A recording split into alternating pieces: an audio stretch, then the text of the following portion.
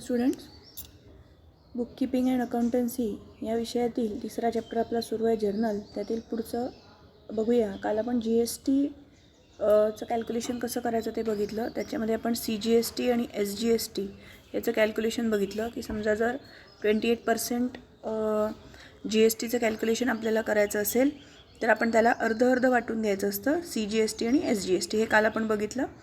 आज त्याच्यावर आधारित एखादं गणित बघूया. तर बघा, page number 61. Generalized the following transactions in the books of Narendra general stores. Narendra general stores एक दुकान आहे, त्याच्या वहीमध्ये आपल्याला जर्नल एंट्रीज टाकायच्या आहेत. त्यांनी बघा ट्रान्झॅक्शन्स तुम्हाला डेट वाईज दिलेले आहेत. जसं 2019 एप्रिल 1 तारखेला काय झालं तर Narendra commenced business with cash 80,000.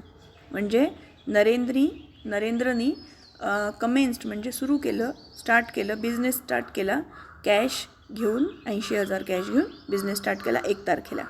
तर 1 एप्रिलला त्याचा बिझनेस स्टार्ट झालेला आहे आणि तिथून डे वाईज त्यांनी ट्रान्झॅक्शन जसे झाले तसे लिहून ठेवले.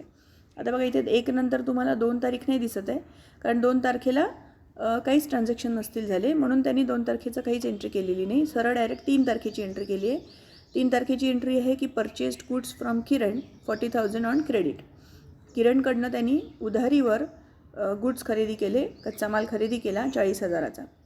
5 तारखेला पेड रेंट 2,000. 10 तारखेला sold goods to mister Vikas 5,500 on credit. अशा पद्धतीने हे एकामागोमागे एक डेट वाईज त्यांनी ते लिहून ठेवलेले आहेत. आता हे लिहून ठेवल्यानंतर आपल्याला त्याची जर्नल एंट्री करायची आहे जर्नलमध्ये. तर ते आता आपण 1 बाय 1 बघूया. आता थोडंसं सुरुवातीला तुम्हाला समजेपर्यंत आपण त्याचा टेबल फॉर्ममध्येच काढूया. तर जसं बघा, पहिलं Narendra commenced business with cash 80,000 with cash 80,000. तर बघा त्याची पहिली एंट्री कशी केलेली आहे तुम्हाला बघा इथे आखून कसं दिलेलं आहे बघा. In the books of Narendra journal with classification of accounts. Classification of accounts नेहमी जर्नल एंट्रीज नसतात लिहित, पण इथे तुम्हाला समजण्यासाठी पहिले जे गणित आहे ते अशा पद्धतीने घेतलेलं आहे त्यांनी.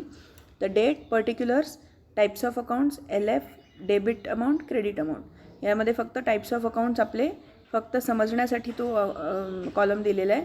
नॉर्मली फक्त date, particular, LF, debit amount आणि क्रेडिट अमाऊंट एवढंच दिलेलं असतं. आता सगळ्यात पहिलं आपण घेतलं होतं, पहिलं त्याचं जे ट्रान्झॅक्शन होतं ते होतं की Narendra commenced business with cash 80,000. म्हणजे नरेंद्रनी 80,000 रुपयांनी बिझनेस सुरू केला. कॅश आली व्यवसायामध्ये. सो बघा डेट कशी टाकलेली आहे. सगळ्यात पहिले इयर, मग मंथ आणि मग डेट टाकलेली आहे. म्हणजे आपण त्याला वाचूया. 2019 एप्रिल 1 तारीख. Cash account debit to capital account. आता कॅश अकाउंट डेबिट का केलं, कारण की येणारी रक्कम नावे होत असते. म्हणजेच डेबिट व्हॉट कम्स इन. जे व्यवसायात येतं आहे, जी ॲसेट व्यवसायात येते आहे तिला डेबिट करा. कॅश व्यवसायात आलेली आहे म्हणून आपण त्याला डेबिट केलेलं आहे. Cash account debit. आता कॅश अकाउंट जे आहे हे कोणतं अकाउंट आहे बघा, टाईप्स ऑफ अकाउंटमध्ये दिलेलं आहे रिअल अकाउंट आहे. कारण कॅश ही आपली ॲसेट असते आणि ॲसेट्सची रिलेटेड सगळे अकाउंट्स आपण रिअल अकाउंटमध्ये धरतो. आणि रिअल अकाउंटचा रूल असा आहे की जर कॅश व्यवसायात आली आहे तर तिला डेबिट करा, म्हणून आपण 80,000 डेबिट कॉलममध्ये लिहिले. आता पुढचं टू कॅपिटल अकाउंट. हे जे कॅश आहे ती कोणी दिलेली आहे आपल्याला, ओनरने दिलेली आहे. आणि ओनरचा जो अकाउंट असतो तो असतो कॅपिटल अकाउंट. कारण कोणतेही पैसे जे असतात त्याला आपण कॅपिटल नाही म्हणत. फक्त ओनरनी जे व्यवसायाला लावलेले पैसे असतात, जो मालक आहे व्यवसायाचा त्यांनी लावलेले जे पैसे आहेत त्यालाच आपण कॅपिटल असं म्हणतो. म्हणून ओनरचा जो अकाउंट आहे तो आहे कॅपिटल अकाउंट. म्हणून खाली आपण लिहिलेलं आहे टू कॅपिटल अकाउंट. आता कॅपिटल अकाउंट हा कोणत्या टाईपचा अकाउंट आहे, पर्सनल अकाउंट आहे. कारण की ते जसं मी सांगितलं आत्ता फक्त तो ओनरशी रिलेटेड अकाउंट असतो, एका पर्सनशी रिलेटेड अकाउंट असतो. आणि पर्सनचा रूल काय म्हणतो, क्रेडिट द गिवर. हे जे पैसे दिलेले आहेत तो ओनर आहे आणि त्यांनी पैसे दिलेले आहेत म्हणून त्याचं अमाऊंट आपण क्रेडिट करणार आहे. म्हणून 80,000 आपण क्रेडिटला लिहिले. त्याचं नरेशन बघा खाली काय लिहिलेलं आहे, being started business with cash. तर अशा पद्धतीने आपली पहिली जर्नल एंट्री झालेली आहे. वाचायची कशी ती? 2019 एप्रिल 1 तारीख cash account debit 80,000, to capital account 80,000, being started business with cash. ठीक आहे. तर या पद्धतीने तुम्हाला बाकीचे एंट्रीज करायचे आहेत. 3 नंबरची एंट्री बघू, 3 तारखेची एंट्री बघू आता. Purchased goods from Kiran 40,000 on credit. On credit हा शब्द तिथे आलेला आहे, म्हणजे उधारीवर किरणकडनं आपण माल परचेस केलेला आहे. परचेस केला म्हणजे आपला खर्च झालेला आहे आणि खर्च आपण नेहमी डेबिट करतो, म्हणून परचेस अकाउंट डेबिट पहिले पटकन लिहून टाकायचं. Purchase account debit 40,000. ठीक आहे. आता जर समजा आपण परचेस कॅशनी केलं असतं तर आपल्याकडनं कॅश गेली असती आणि क्रेडिट व्हॉट गोज आउट या हिशोबाने आपण टू कॅश अकाउंट लिहिलं असतं, पण त्यांनी क्रेडिटवर घेतलेलं आहे, म्हणजे उधारीवर घेतलेलं आहे. तर उधारी देणारी जी आहे तिचं नाव येत असतं इथे टू किरणचं अकाउंट 40,000. तर आपली एंट्री बघा कशी बनली. इथे परत तुम्हाला डे आणि इयर टाकायची गरज नाही, सॉरी मंथ आणि इयर टाकायची गरज नाही, फक्त डेट लिहायची गरज आहे. 3 तारीख परचेस अकाउंट डेबिट 40,000 टू किरणचं account 40,000, being purchased goods from Kiran on credit, म्हणजे किरणकडनं आपण गुड्स परचेस केले उधारीवर ऑन क्रेडिट. उधारीवर केल्यामुळे आपण किरणचं नाव लिहिलेलं आहे, नाही तर तिथेच कॅश अकाउंट आलं असतं. ठीक आहे.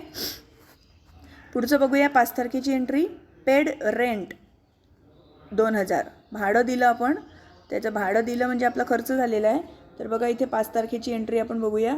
To rent account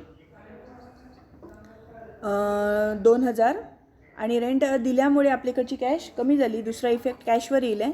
so to cash account 2,000 being paid for rent. कशासाठी? कॅश खर्च झाली तर रेंटसाठी, म्हणून आपण त्याला वाचूया. 5 तारीख rent account debit 2,000 to cash account 2,000 being paid for rent. त्यानंतर 10 तारखेची एंट्री बघा इथे दिलेली आहे. Sold goods to mister Vikas 5,500 on credit. आता जसं परचेस केलं होतं क्रेडिटवर, आता सेल केलेलं आहे आपण विकासला. आता सेल करणं म्हणजे आपली इन्कम आहे, तर सेल नेहमी क्रेडिटमध्ये येतं आणि वरती कॅश अकाउंट यायला पाहिजे होतं, कारण की जर आपण एखादी वस्तू सेल करतो आहे, विकतो आहे, तर आपल्याला कॅश मिळते. पण इथे आपण कॅश मिळालेली नाही आहे, कारण आपण उधारीवर ती माल विकलेला आहे, म्हणजे आपण विकून टाकला आणि आपल्याला अजून त्याचे पैसे मिळालेले नाही आहेत. म्हणून आपण 10 तारखेची बघा एंट्री कशी करू. इथे ज्या व्यक्तीला आपण ते विकलेलं आहे त्याला त्याचं नाव तिथे लिहू, कारण डेबिट द रिसिवर. हा जो लाभ झालेला आहे, फायदा झालेला आहे, तो कोणाला झालेला आहे? विकासला झालेला आहे, की आपण त्याला सोल्ड केले गुड्स आणि त्यांनी आपल्याला अजून त्याच्याकडनं पैसे घेणे बाकी आहेत आपल्याला. म्हणून Vikas account debit 55,000 to sales account 55,000 being sold goods to Vikas on credit, म्हणजे आपण विकासला क्रेडिटवर माल विकलेला आहे. इथे बघा जे विकास अकाउंट डेबिट आपण लिहिलेलं आहे तिथे ॲक्च्युली आपलं कॅश अकाउंट डेबिट आलं असतं जर आपण कॅशनी सेल केलं असतं, म्हणजे रोखीचा व्यवहार असता. कॅश आपल्याला लगेचच्या लगेच मिळाली असती सेल केल्यावर, विक्री केल्यावर. पण इथे आपल्याला कॅश न मिळाल्यामुळे आपण त्या व्यक्तीचं नाव लिहिलेलं आहे Vikas account debit 55,000 to sales account 55,000 being sold goods to Vikas on credit. 15 तारखेची एंट्री बघूया. Purchased furniture of ₹30,000 at GST 18%, म्हणजे फर्निचर आपण परचेस केलेलं आहे. परचेस म्हणजे विकत घेतलेलं आहे. कितीचं? 30,000चं, पण त्याच्यावर GST पण आपल्याला लागू झालेलं आहे ॲट GST 18%. याचं कॅल्क्युलेशन काल आपण बघितलं होतं. GST जितकं दिलेलं असतं त्याला अर्ध करायचं. 9% म्हणजे 18% दिलेलं इथे, तर 9% आपल्याला CGST आणि SGSTला दाखवायचं असतं. एंट्री बघूया त्याची. बघा 15 तारखेची entry. Furniture account debit. Furniture account debit का केलं? परत फर्निचर परचेस केलेलं आहे, म्हणजे फर्निचर आपल्या व्यवसायात आलेलं आहे आणि डेबिट व्हॉट कम्स इन, त्याच्यामुळे फर्निचर अकाउंट डेबिट होईल आहे. फर्निचर अकाउंट डेबिट कितीचं फर्निचर घेतलं आपण? 30,000चं, म्हणून डेबिट अमाऊंट आपण 30,000 लिहिली. आता आपल्याला GSTचं कॅल्क्युलेशन करायचं आहे. GST म्हणजे आपला टॅक्स असतं आणि जेव्हा आपण परचेस करतो आपल्याला टॅक्स द्यावा लागतो म्हणजे तो आपला खर्च आहे आणि खर्च जर असेल तर तो आपण डेबिट करत असतो नेहमी. इन्कम आपण क्रेडिट करतो. त्याच्यामुळे इथे आपण बघा इनपुट CGST अकाउंट असं लिहिलेलं आहे. इनपुट CGST अकाउंट, त्याचं कॅल्क्युलेशन तुम्हाला करावं लागेल. 30,000 गुणिले 9 भागिले 100. 30,000 गुणिले 9 भागिले 100 याचं कॅल्क्युलेशन केल्यानंतर तुम्हाला मिळेल आहे त्याचं अमाऊंट आली आहे 2700 रुपये. ठीक आहे. तसंच SGSTची पण अमाऊंट तेवढीच येईल आहे 2700. तर बघा एंट्री कशी केली आपण. Furniture account debit 30,000, input CGST account debit 2,700, input SGST account debit 2,700, to cash account 35,400. या सगळ्यांचं टोटल करायची आहे 35,400. ब्रॅकेटमध्ये लिहायचं आहे being purchased furniture at 18% GST. So therefore GSTचं कॅल्क्युलेशन तुम्हाला लक्षात आलं असेल. परत एकदा बघा, फर्निचर अकाउंट डेबिट केला आपण 30,000. जेवढ्याचं फर्निचर आपण विकत घेतलं ती अमाऊंट इथे लिहायची आहे. आणि GSTचं कॅल्क्युलेशन अर्ध करायचं आहे. जसं त्यांनी 18% GST लावा म्हटलं तर आपल्याला 9% करायचं आहे त्याचं. CGST 9% करायचं, ते येतात 2700 रुपये. आणि SGST पण 9% करायचं, ते सुद्धा येतात 2700 रुपये. हे दोन्ही डेबिटला का टाकले आपण, कारण की ते दोन्ही आपला खर्च आहे, एक्सपेन्सेस आहे. आणि एक्सपेन्सेस आपण नेहमी डेबिटला टाकत असतो. So input CGST account debit 2,700, input SGST account debit 2,700. आणि मग या तिघांची टोटल आपल्याला कॅश अकाउंटमध्ये दाखवायची आहे. To cash account 35,400. ठीक आहे. त्यानंतर 18 तारखेची एंट्री बघूया. Received a bearer cheque of ₹25,000 from mister Vikas. विकासकडनं आपल्याला बिअरर चेक मिळालेला आहे. बिअरर चेक, आता चेकची जी माहिती आपण घेतली होती त्यामध्ये आपल्याला बघितलं होतं की बिअरर चेक म्हणजे काय, की ज्याच्यावर साईडला ते क्रॉस केलेले नसतात. याचा अर्थ जो तो बिअरर चेक घेऊन जातो बँकेमध्ये त्याला त्याची कॅश मिळते. मग भलेही तो कोणीही असो. समजा माझा चेक मी एका दुसऱ्या व्यक्तीला दिला आणि त्याला म्हटलं हा बिअरर चेक आहे, जाऊन तू पैसे घेऊन ये, तर त्यालासुद्धा बिना ओळखीचं बिना याचं ते पैसे देऊ शकतात, कारण की त्याच्याकडे बिअरर चेक आहे. म्हणजेच काय, की ज्याच्याकडे बिअरर चेक असतो त्याला ती कॅश मिळते. म्हणून जर आपण बिअरर चेक घेतला किंवा दिला याचा अर्थ काय, की आपण कॅश घेतली किंवा दिली असा त्याचा अर्थ आपण घेत असतो. आता received a bearer cheque of ₹25,000 from mister Vikas, आपल्याला रिसीव्ह झालेला आहे. रिसीव्ह झालेले आहे बिअरर चेक, म्हणजेच आपल्याला कॅश रिसीव्ह झालेली आहे. आता जेव्हा कॅश रिसीव्ह होते म्हणजे आपल्याला मिळते, तेव्हा आपण त्याला क्रेडिटला टाकतो, बरोबर आहे. कारण क्रेडिट वॉट डेबिटला टाकतो. डेबिट वॉट कम्स इन, म्हणजे जे येत आहे ते आपण डेबिटला टाकत असतो. म्हणून कॅश अकाउंट डेबिट होईल इथे. आणि कोणाकडनं आलेली आहे ती, काय म्हणून आलेली आहे, तर विकासने दिलेले आहेत पैसे. म्हणून बघा 18ची एंट्री बघा.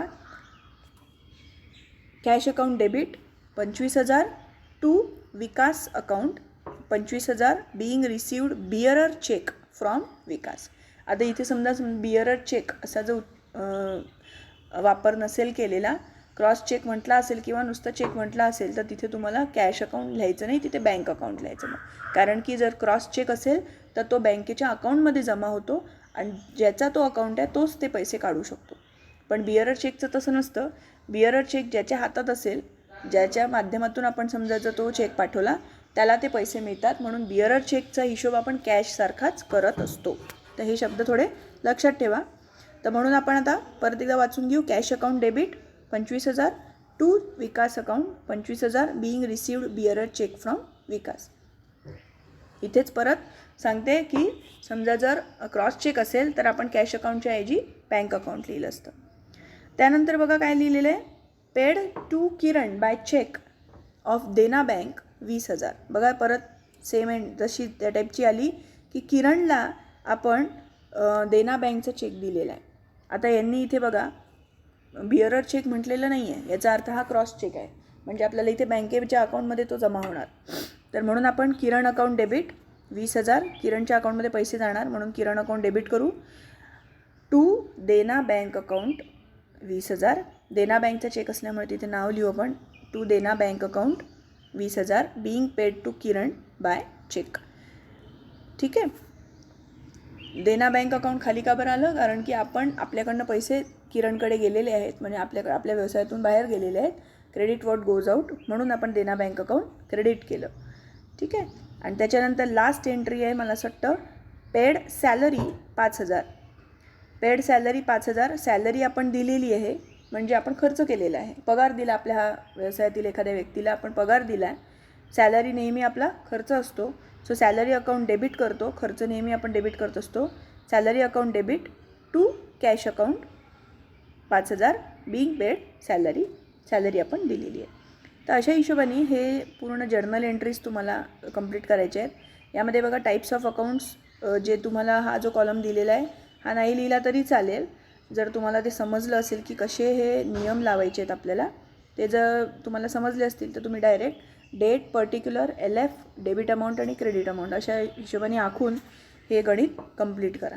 ठीक आहे. आणि त्याची स्क्रीनशॉट मला जरूर पाठवा, जेणेकरून मला कळेल की कोणी केलं आहे कोणी नाही केलं आहे. ठीक आहे. थँक्यू.